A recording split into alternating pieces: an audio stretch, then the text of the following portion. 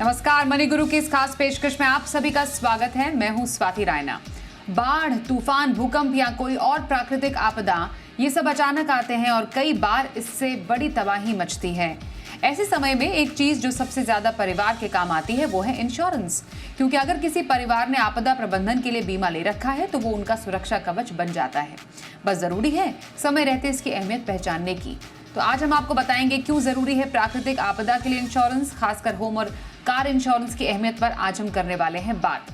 हमारे साथ दो खास एक्सपर्ट्स हैं, उनसे करेंगे चर्चा। परिचय करा दें आपका। बजाज कैपिटल इंश्योरेंस ब्रोकिंग के सीईओ वेंकटेश नायडू, फिनवाइज की फाउंडर प्रतिभा गिरीश हमारे साथ है। वेंकटेश और प्रतिभा, आप दोनों का बहुत स्वागत है मनी गुरु में आज हमारे साथ इस शो में शामिल होने के लिए। पहले जरा समझना जरूरी है कि हम किस आपदा की बात कर रहे हैं। जब कोई इस तरीके की अनसर्टेन सिचुएशन होती है तो हमें किस तरह तैयार रहने की ज़रूरत है। मैं प्रतिभा आपसे यही जानना पहले चाहती हूँ कि आपदा में यूजुअली, चाहे वो फिर नेचुरल कैलामिटी हो या फिर कोई ऐसी सिचुएशन आ जाए जिससे पब्लिक को नुकसान जब पहुंचता है या उनके जब प्रॉपर्टी को नुकसान पहुंचता है, तो ऐसे कौन कौन से नुकसान हैं जो झेलने पड़ते हैं? देखिए, बहुत सारे नेचुरल डिजास्टर्स होते हैं। जैसे हमने मुंबई में कल ही देखा, इतना सारा पानी। मतलब वो नेचुरल डिजास्टर तो नहीं बोल सकते, वो हर साल होता है, हर बार होता है। फ्लडिंग हो सकता है, अर्थक्वेक हो सकता है, बहुत सारे प्रॉब्लम्स हो सकता है इससे। मतलब हम सोच भी नहीं सकते। मान लीजिए हम सोच रहे हैं कि फ्लडिंग हो गया, हम गाड़ी लेके निकले और इंजन बंद पड़ गया। हमने स्टार्ट किया तो इंजन कवर, मतलब बहुत सारा एक्सपेंसेस लगेगा गाड़ी को ठीक करने में। ये भी हो सकता है आपने कुछ भी नहीं किया, आपने गाड़ी को अपने घर में, अपने पार्किंग में पार्क किया है और इतने सारे रेन्स की वजह से कुछ ट्री गिर गया उसके ऊपर, पूरी तरह से डैमेज हो गया। तो ये ऐसी स्थिति में अगर इंश्योरेंस नहीं होता, गाड़ी का इंश्योरेंस नहीं होता, तो आपको अपना जो सेविंग्स है और आपने किसी और गोल्स के लिए रखे हुए पैसे को निकालना पड़ता है। ये अच्छी बात नहीं है।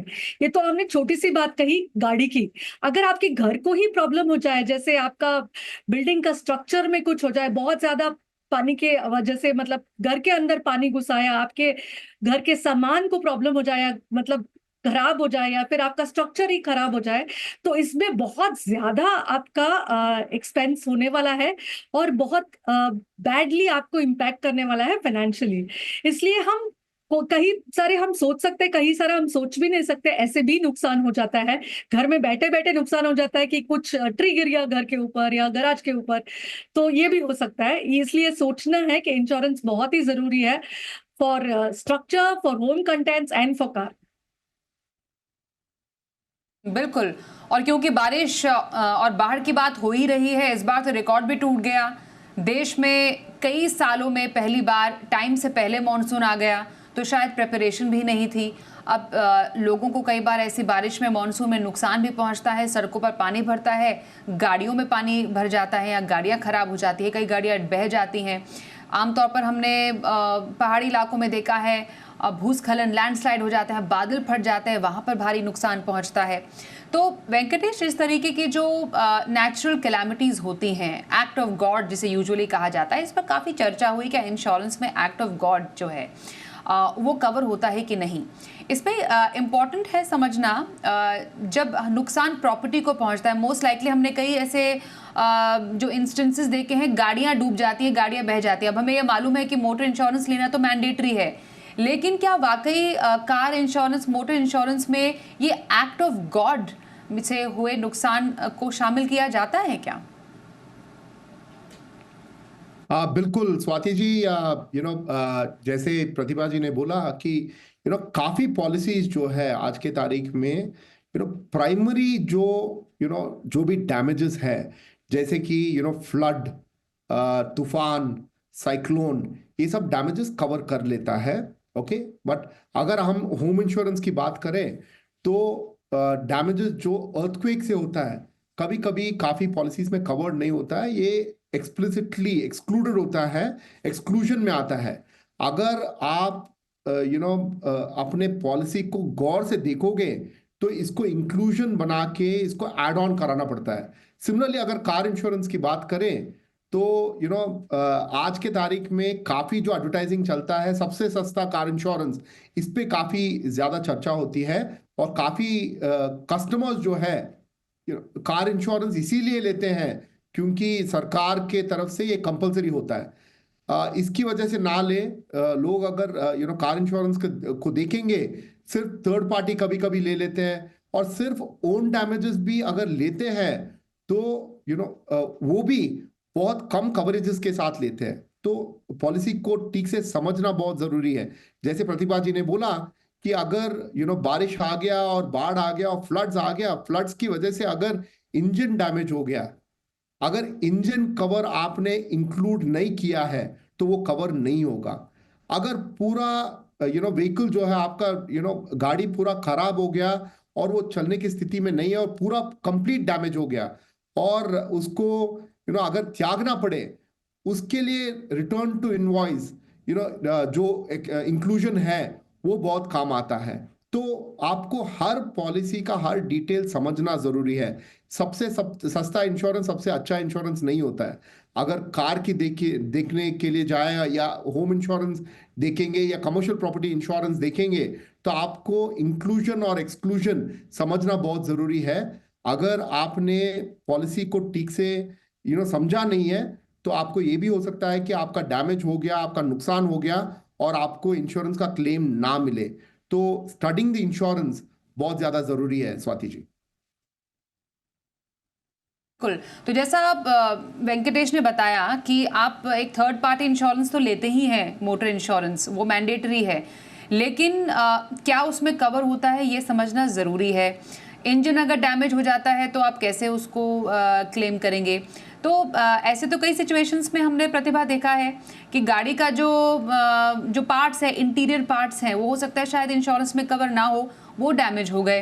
अब पानी में अगर गाड़ी डूबी गई है या पानी में बही गई है तो गाड़ी का कौन सा हिस्सा बचेगा।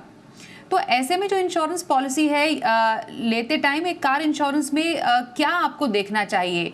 एड ऑन कवर्स की जब बात हो रही है तो टोटली पूरी तरह से इंश्योर कैसे की जाए गाड़ी एक। देखिए, हम नॉर्मली जैसे वेंकटेश जी ने भी बताया, सबसे ज्यादा हम देखते हैं कि प्रीमियम कहाँ पे कम है। ये जनरल इंश्योरेंस जो है बहुत ही कॉम्प्लेक्स एक इंश्योरेंस है, इसके लिए फाइन प्रिंट पढ़ना बहुत जरूरी है। और मैं बताती हूँ कि इंक्लूजन से ज्यादा एक्सक्लूजन्स की लिस्ट पढ़ना बहुत ही ज्यादा जरूरी हो जाता है, वो फाइन प्रिंट जरूर पढ़े।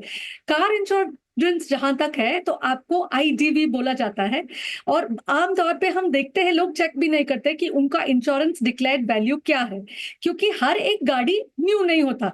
2-3 साल बाद जब इंश्योरेंस ले रहे हैं तो डेप्रिसिएशन की वजह से जो insurance value of the car है वो लिख के देते हैं। तो आपको ये चेक करना है क्या वो इंश्योरेंस वैल्यू आपके लिए ठीक है, क्योंकि वही वैल्यू कवर होगा। तो ऐसे भी पॉलिसियां है जो डेप्रिसिएशन कवर करता है, जीरो डेप बोलते हैं एड ऑन पॉलिसी। इसमें प्रीमियम एक्स्ट्रा जरूर देना पड़ता है, लेकिन ये टोटली वर्थ इट है, क्योंकि अगर ऐसी स्थिति आई कि पूरा डैमेज हो गया तो आप डेप्रिशिएटेड वैल्यू से क्या ही कर पाओगे, क्योंकि हर साल डेप्रिशिएट होता रहेगा। 4-5 साल पुराना गाड़ी क्योंकि वो डेप्रिशिएटेड है, आप सेकेंड हैंड तो नहीं लोगे, आप नया ही गाड़ी लोगे। तो zero dep is very important. Engine protector की तो हमने बात की। रोड साइड असिस्टेंस, जैसे आप कहीं पे फंस गए, अभी आप पानी घुस आया इंजन में, तो आप अगर इग्निशन स्टार्ट करोगे तो इंश्योरेंस कवर नहीं होगा। उस टाइम पे, फ्लडिंग के टाइम पे अगर आपको रोड साइड असिस्टेंस चाहिए, आमतौर पे जो चार्जेस होते हैं उससे कहीं ज्यादा हो सकता है, तो road side assistance also is very important. ये भी समझना जरूरी है, जैसे मैंने बोला एक्सक्लूजन की, एक्ट ऑफ वॉर हो गया, कोई मिसाइल हिट कर गया। अभी हमने देखा बॉर्डर में कुछ प्रॉब्लम हुआ था, मिसाइल हिट कर गया कार को, तो वो इंक्लूडेड नहीं है। तो ये सब समझना जरूरी है कि हमारा इंश्योरेंस डिक्लेयर्ड वैल्यू क्या है और हम कौन सा एड ऑन ऐड कर रहे हैं, इससे हमें क्या फायदा होगा, और जो एरिया में आप रहते हैं उसके हिसाब से आपको एड ऑन्स जरूर लेने चाहिए। बिल्कुल। तो एरिया के हिसाब से भी और अपनी ज़रूरत के हिसाब से भी कार इंश्योरेंस में भी एड ऑन कवर लेना ज़रूरी है। पर ये जो क्लेम सेटलमेंट होता है वेंकटेश जी, ऐसे किसी भी कार इंश्योरेंस पॉलिसी में वो कितना सरल होती है पूरी प्रक्रिया। अब मानिए अगर एक्ट ऑफ गॉड की वजह से, या जिसको हम कहते हैं कि बाढ़ में कार बह गई, नुकसान पहुंच गया। अब देखिए हमने इतने सारे स्टॉर्म के इंस्टेंसेस देखे हैं पिछले कई दिनों में, गाड़ियों पे पेड़ गिर गए, अब आपकी गाड़ी पूरी तरीके से दब गई पेड़ के अंदर, वो चलने लायक है ही नहीं। तो ऐसे किसी सिचुएशन में कि इंश्योरेंस कंपनी कैसे क्लेम सेटल करती है? मैं स्वाति जी, पहले जो आपका पिछला सवाल था उस पर थोड़ा और बताना चाहता हूँ। प्रतिभा जी ने काफी डिटेलिंग दिया। सबसे आसान तरीका है, अगर लोगों को समझना है, तो पहले आप अपने एडवाइजर या जब आप खुद खरीद रहे हो, पहले आपको ये देखना जरूरी है कि मैं कॉम्प्रिहेंसिव पॉलिसी ले रहा हूं, ले रही हूं कि नहीं। ओके, कॉम्प्रिहेंसिव बोलते ही काफी एड ऑन्स उसमें आ जाता है, वो एक सिंपल तरीका है। अब आते हैं आपके सवाल पे, जो क्लेम के तरीके बता रहे हैं। मोटर इंश्योरेंस में क्लेम जो है आजकल काफी आसान हो गया है, अगर आपने पॉलिसी सही तरीके से लिया है तो पॉलिसी कैसे सही तरीके से लेना है उस पर काफी बातचीत हो चुकी है। अगर आप किसी भी आज के तारीख में आपका टोल फ्री नंबर है किसी भी इंश्योरर का, तो आप अगर टोल फ्री नंबर पे बात करोगे, वहीं से सारा आपका सर्विस रेडी हो जाता है। कभी कभी आपने जिससे लिया है, आपका ब्रोकर या एडवाइजर, वो भी आपका मदद कर सकते हैं, बट इंश्योरर्स भी काफी टोल फ्री नंबर पे सर्विसेज अभी चालू कर दिया है। अगर आप कहीं फंस गए, आपका आपका गाड़ी डिस्ट्रॉय हो गया या काफी डैमेज हो गया, आप टोल फ्री नंबर पे कॉल करोगे, वहीं से आपका रोड साइड असिस्टेंस अगर आपने लिया है तो वहीं से आपका प्रोसेस शुरू हो जाता है। वहीं से रोड साइड असिस्टेंस, आप खुद फोटोज लेके बेच सकते हो, सर्वेयर आके आपको चेक आपका गाड़ी चेक करके उसका क्लेम अमाउंट बता देगा। तो काफी तरीकों से इंश्योरेंस ने काफी आसान कर दिया है क्लेम लेने में। बट आपको पहले ये गौर देना पड़ेगा आप कौन से इंक्लूजन्स कर रहे हो और कौन से एक्सक्लूजन्स निकाल रहे हो, ये बहुत जरूरी है। कहाँ पे हो आप, आपका टेरेन कैसा है, उसके बेसिस पे आपने सारा इंक्लूजन्स लिया है क्या, वो बहुत जरूरी है। अगर आप नॉर्थ अपने उत्तराखंड में हो, अगर आपने लैंडस्लाइड इंक्लूजन नहीं किया है तो वो आपको दिक्कत हो सकती है, क्योंकि लैंडस्लाइड इंक्लूजन है। अगर आप कहीं और नॉर्थ ईस्ट में हो, अर्थक्वेक प्रोन एरिया में, अगर आपने अर्थक्वेक इंक्लूजन नहीं लिया है, वहां पे आपको दिक्कत आ सकती है। ओके, सो आपको बहुत तरीके से पॉलिसी समझना है और पॉलिसी समझ के लेना है, ना कि सिर्फ सस्ता प्रीमियम देके फटाफट ले लेना, वो गलत हो जाएगा आपके साथ।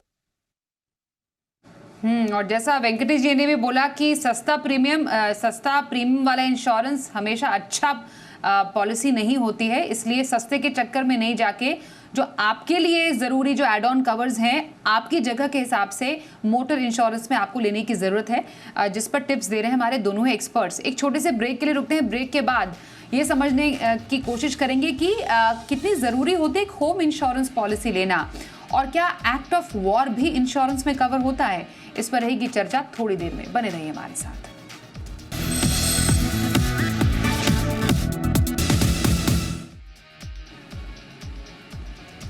तो आज हम बात करें कि कैसे डिजास्टर मैनेजमेंट के लिए आपको एक अच्छी इंश्योरेंस पॉलिसी लेनी चाहिए, अपने घर, गाड़ी, अपने प्रॉपर्टी को नुकसान से कैसे बचा सकते हैं इंश्योरेंस प्लान के जरिए। हमारी बात चल रही है हमारे दो खास एक्सपर्ट से। हमारे साथ है फिनवाई से प्रतिभा गिरीश और साथ ही बजाज कैपिटल इंश्योरेंस ब्रोकिंग के वेंकटेश नायडू हमारे साथ हैं। प्रतिभा, यूजुअली हम देखते हैं कि बाढ़, बारिश, तूफान से जो कोस्टल एरियाज हैं वहाँ पर घरों को नुकसान पहुँचता है, पहाड़ी इलाकों में ये ज़्यादा खतरा रहता है लैंडस्लाइड की वजह से या अर्थक्वेक की वजह से। लेकिन अब जो मेट्रोपॉलिटन सिटीज़ हैं, आप दिल्ली एनसीआर देख लीजिए, कितने सारे यहाँ पर आंधी तूफान आए, जो हाई राइज बिल्डिंग्स में लोग रह रहे थे उनके घरों के शीशे टूट गए, घरों को नुकसान पहुंचा। बेंगलोर में हमने देखा ज़्यादा बारिश से लोगों के घरों को नुकसान पहुंचा, और यही हालत हम बाकी कोस्टल एरियाज और मेट्रोपॉलिटन सिटीज़ का भी देख रहे हैं। तो क्या home insurance is the need of the hour, और क्या सिर्फ ये सीमित नहीं रह गया है सिर्फ उन इलाकों तक जहाँ पर ऐसी प्राकृतिक आपदाएं ज़्यादा आती हैं? एब्सोल्युटली करेक्ट बोला आपने कि पूरे देश में कई जगहों पे हमने एग्जाम्पल के साथ देख लिया, लेकिन हम तो यही सोचते हैं कि हमारे साथ नहीं होगा, हमारे शहर में नहीं होगा, लेकिन ये गलत बात है। नेचुरल डिजास्टर तो है ही, होम कंटेंट्स के लिए, जैसे आपने बताया दिल्ली जैसे शहर में शीशे टूट गए, मान लीजिए पानी अंदर आ गया और आपके कंटेंट्स खराब हो गए, ये तो एक नेचुरल डिजास्टर है। थेफ्ट भी तो हो सकता है, और ये बहुत प्यार से, बहुत पैसे खर्चे करके, सोच समझ के हम अपने घर को बनाते हैं। अगर ये डिस्ट्रॉय हो जाता है तो it can set us back very badly financially. तो ये बहुत जरूरी है कि हम दोनों ही इंश्योरेंस, होम इंश्योरेंस में दो टाइप के इंश्योरेंस होता है। एक तो एक स्ट्रक्चर, जो आपका घर का स्ट्रक्चर है, अगर उसमें कुछ प्रॉब्लम हो गया या पूरी तरह से ही रिकंस्ट्रक्ट करना पड़ता है, तो स्ट्रक्चर का एक इंश्योरेंस होता है, और दूसरा है होम कंटेंट का इंश्योरेंस। अब स्ट्रक्चर का इंश्योरेंस तो उन्हीं को लगेगा जो मतलब वो ओन करते हैं, जस्ट टेनेंट्स है, उनको स्ट्रक्चर की इंश्योरेंस की जरूरत नहीं। लेकिन हर एक को होम के कंटेंट्स का इंश्योरेंस की बहुत जरूरत है, और ये करना भी चाहिए। अब स्ट्रक्चर का, होम स्ट्रक्चर का इंश्योरेंस कौन नॉर्मली करता है? अगर आप हाई राइज बिल्डिंग में रहते हैं, सोसाइटी करेगा। अगर आप इंडिपेंडेंट हाउस में रखते हैं, तो स्ट्रक्चर का इंश्योरेंस आप ही को करना है। और ये ऐसा नहीं कि आपके स्ट्रक्चर खराब हो गया तो तुरंत आपको पैसे मिल जाएंगे, ये रीएम्बर्समेंट है। तो आप जब ठीक कराएंगे या फिर वापस कंस्ट्रक्ट करेंगे, तो उसमें जितने पैसे खर्चे होते हैं वो आपको मिलेगा। तो ये भी आपको सोचना है कि आज की तारीख में ना सोचे कि आज मैंने 1,000 रुपया, मान लीजिए 20 साल पहले 1,000 रुपया था कंस्ट्रक्शन कॉस्ट, तो उसके हिसाब से आपने इंश्योरेंस ले लिया। 20 साल बाद वही कंस्ट्रक्शन कॉस्ट 4,000 रुपए हो गए, तो आपको रिव्यू करना भी जरूरत है कि आपने कितने अमाउंट का इंश्योरेंस लिया, क्या वो अप्रोप्रिएट है, क्या उसको बढ़ाने की जरूरत है। इन्फ्लेशन को नजरअंदाज मत कीजिए, अप्रोप्रिएट अमाउंट का इंश्योरेंस लीजिए। अगर प्रीमियम कम ही कराना है तो उसके लिए कहीं और विकल्प है, इंश्योरेंस लोएस्ट प्रीमियम में नहीं देखना। तो क्या वेंकटेश जी, होम इंश्योरेंस क्या वाकई महंगा है? क्या वाकई लोग इस पे ज्यादा इम्पोर्टेंस इसको देते हैं? जिस घर में वो रह रहे हैं, सुकून की नींद सोते हैं और सुरक्षित महसूस करते हैं, क्या ऐसे घर के लिए लोग पैसा खर्च करने के लिए इन टर्म्स ऑफ इंश्योरेंस तैयार रहते भी हैं? बहुत आपके पहले सवाल का जवाब पहले दूंगा मैं। क्या होम इंश्योरेंस एक्सपेंसिव है? काफी आपको एड्स दिखने के लिए अब आजकल मिल रहा होगा कि सिर्फ मैं 2 रुपए हर दिन के कीमत में आपको होम इंश्योरेंस आज के तारीख में मिल जाता है, विच इज बेसिकली 700-800,000 रुपीज में जो आपने बहुत प्यार से घर बनाया हो या खरीदा हो, 1 करोड़ 2 करोड़ 3 करोड़ 50 लाख जो भी हो, ओके, आज के तारीख में आपको सिर्फ 1,000 रुपए, 2,000, 3,000, 5,000 में आप अपना घर इंश्योर कर सकते हो। जैसे प्रतिभा जी ने बोला कि स्ट्रक्चरल इंश्योरेंस और कंटेंट इंश्योरेंस दोनों को करना जरूरी है, क्योंकि घर जो है आपके लिए एक कमिटमेंट है, और ये अगर डैमेज हुआ, आपका नुकसान बहुत ज्यादा इमोशनली और फाइनेंशियली दोनों हो सकता है। और एक और चीज मैं बताना चाहता हूं आपको कि इसमें भी एक्सक्लूजन और इंक्लूजन देखना बहुत जरूरी है। इंक्लूजन, फॉर एग्जाम्पल, अगर आपका पूरा स्ट्रक्चर डैमेज हो गया और रहने के लिए अगर आपको दूसरी जगह में थोड़ी दिन रहना पड़े, उसके लिए भी इंक्लूजन हो सकता है। अगर आपका घर जो आपका बना हुआ है उसकी वजह से आपकी आमदनी बनी हुई है, यानी कि रेंट आपको मिल रहा है, और डैमेज होने की वजह से अगर आपका रेंटल लॉस होने वाला है, तो उसके लिए भी इंक्लूजन है। तो आप अपने पॉलिसी को ठीक तरह से समझे और वही पॉलिसी ले जो आपके लिए जरूरी है, और आपका सारा जो रिक्वायरमेंट है वो कवर होना चाहिए। तो इंक्लूजन आपको देखना पड़ेगा, एक्सक्लूजन आपको देखना पड़ेगा, और आपका वैल्यू जो आप डिक्लेयर करते हो सिर्फ रिक्वायरमेंट सिर्फ अगेन प्राइस के हिसाब से ना देके, जो आपका डिक्लेयर्ड वैल्यू है वो सही होना चाहिए, और वो सही वैल्यू पे लेना चाहिए आपको, ताकि आपको जो भी अगर आपको रिएम्बर्समेंट या लॉस फॉर कॉम्पनसेशन मिलेगा, कॉम्पनसेशन फॉर लॉस मिलेगा, वो सही वैल्यू पे मिले। ये सब गौर देना बहुत जरूरी बात है स्वाति जी। बिल्कुल। तो होम इंश्योरेंस लेना उतना ही ज़रूरी है जितना आप घर का रखरखाव करते हैं, घर खरीदने में मेहनत करते हैं। थोड़े पैसे आप इकट्ठे खर्च कर सकते हैं एक अच्छा होम इंश्योरेंस खरीदने में भी, जो आपके घर की बिलोंगिंग्स, जो आपके अंदर के जो स्ट्रक्चर है, यहाँ पर सामान है, उसका एक तरीके से एक प्रोटेक्शन है, एक शील्ड है। एक बहुत ही इम्पॉर्टेंट एक आजकल जो डिस्कशन चल रहा है वो चल रहा है कि क्या एक्ट ऑफ वॉर, क्योंकि हमने एक बहुत सालों के बाद एक नई पीढ़ी ने एक्ट ऑफ वॉर देखा और उसमें नुकसान होता हुआ देखा शहरों में भी। तो क्या एक्ट ऑफ वॉर में इंश्योरेंस में कोई प्रावधान है? प्रतिभा, लोगों के मन में काफी सवाल उठ रहे हैं, अगर एक्ट ऑफ वॉर की वजह से उनको कोई नुकसान होता है, जान माल का नुकसान होता है, तो क्या इंश्योरेंस कवर करता है? बेसिक इंश्योरेंस जो है नॉर्मली एक्ट ऑफ वॉर नहीं कवर करता है। मान लीजिए कोई बॉर्डर एरिया में हो, जैसे मैंने पहले भी बताया, गाड़ी पे मिसाइल गिर गया या घर पे मिसाइल गिर गया, अभी हमने देखा 4 दिन के लिए जब था, तो अगर ऐसा कुछ हुआ तो ये एक्ट ऑफ वॉर की वजह से हुआ है, तो ये बेसिक इंश्योरेंस कवर नहीं करते। हाउएवर थोड़े कॉम्प्लेक्स इंश्योरेंसेस है जो हाई रिस्क, वो एक एरियाज को भी अपने हाई रिस्क और कॉन्फ्लिक्ट जोन ये सब डिसाइड करके इंश्योरेंस वाले एक एडवांस कुछ इंश्योरेंस पॉलिसी दे सकते हैं, बट नॉर्मली नहीं होता। ना लाइफ का होता है, ना घर का होता है, ना गाड़ी का होता है, अगर बेसिक पॉलिसी अगर हम ले रहे हैं तो। तो बेसिक पॉलिसी में वेंकटेश जी, इसी में मैं समझना चाह रही हूँ, चाहे वो होम इंश्योरेंस हो गया, और जैसा प्रतिभा बता रही है कि गाड़ी पे अगर कोई शेल या मिसाइल गिर गई, हमने देखा जैसे जो बॉर्डर से सटे हुए इलाके थे वहां पर घरों और गाड़ियों को बहुत नुकसान पहुंचा। तो ऐसे किसी इलाके में अगर मानिए किसी ने होम या कार इंश्योरेंस लिया होगा तो उनको क्या किसी तरीके का मुआवजा मिल सकता है क्लेम करने पर?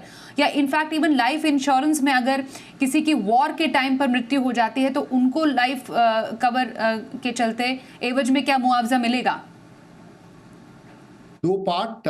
एक, जैसे प्रतिभा जी ने बताया कि एक्ट ऑफ वॉर प्रॉपर्टी और कार को कवर नहीं करता एक्ट ऑफ वॉर। इसमें एक और चीज जोड़ना चाहूंगा मैं, act of terrorism and war, अगर स्पेसिफिक इंक्लूजन नहीं है तो ये कवर नहीं होता है। बट आज के तारीख में काफी पॉलिसीज ये भी आ रहे हैं एक इंक्लूजन के साथ, जिसके लिए एक्स्ट्रा प्रीमियम लगता है। अगर आपने एक्स्ट्रा प्रीमियम दिया हुआ है, ये कवर्ड है, तो बिल्कुल आपको जो भी कॉम्पनसेशन है वो मिल जाएगा। लाइफ के बारे में जब आप बात कर रहे हो, लाइफ इंश्योरेंस में अगर आप सिविलियन हो, ओके, आपके और मेरे जैसे अगर सिविलियन है और वॉर और टेररिज्म हुआ और लाइफ मृत्यु हो गई, तो वो बिल्कुल कवर्ड है। उसका जो भी कॉम्पनसेशन है वो फैमिली नॉमिनी को मिल जाता है। अगर आर्म फोर्सेस में हो आप, अगर आप आर्मी में हो और आप फ्रंट में, अगर आप लड़ाई के लिए जा रहे हो, you are involve in the war, फिर आपका एक्सक्लूजन है। ओके, इसमें भी काफी इंश्योरेंस कंपनीज हैं जो वॉर टाइम रिस्क कवर करके एक्स्ट्रा प्रीमियम चार्ज करते हैं। आपने अगर एक्स्ट्रा प्रीमियम भरा है तो वो कवर्ड है। दोहराना चाहूंगा, सिविलियंस के लिए बिल्कुल कवर्ड है। वॉर की वजह से आपकी मृत्यु हो गई तो आपके नॉमिनी को बिल्कुल क्लेम मिलना चाहिए और मिलेगा। बिल्कुल। तो ये समझना बेहद ज़रूरी है कि आप कुछ राइडर्स ले सकते हैं, कुछ एक्सेप्शंस हैं, पर जनरली ये इंक्लूड नहीं होते हैं। अगर आप किसी एक ऐसी सिटी में रहते हैं जहां पर ऐसी स्थिति ज़्यादा बनती है, तो डेफिनेटली आप अपने इंश्योरेंस कंपनी से बात करके ऐसे कुछ प्रोविजंस के बारे में, इंक्लूजन्स के बारे में ज़रूर जानकारी ले सकते हैं, जिससे आगे ऐसी किसी भी स्थिति में आप मुआवजा पा सकें। तो काफ़ी जानकारी आज हमने हमारे दोनों एक्सपर्ट से ली। किसी भी एक कैलामिटी, आपदा की स्थिति में कैसे इंश्योरेंस पॉलिसी आपका सुरक्षा कवच बन सकते हैं।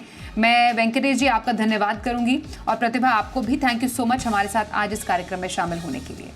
एक ब्रेक का भी वक्त है, देखते रहिए जी बिजनेस।